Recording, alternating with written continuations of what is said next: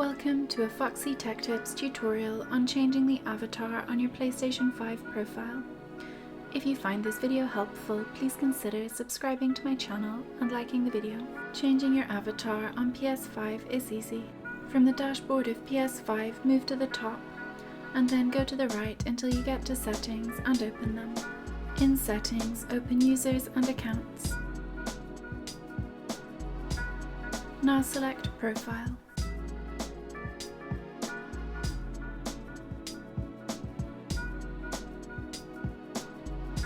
In Profile Options, click Avatar.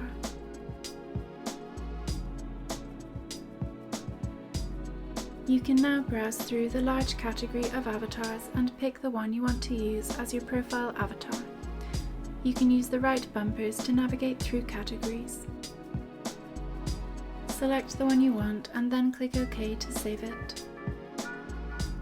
Your PS5 avatar has been updated. And that draws an end to this tutorial. Please like the video if you found it helpful and subscribe to Foxy Tech Tips for more PS5 tips and tricks.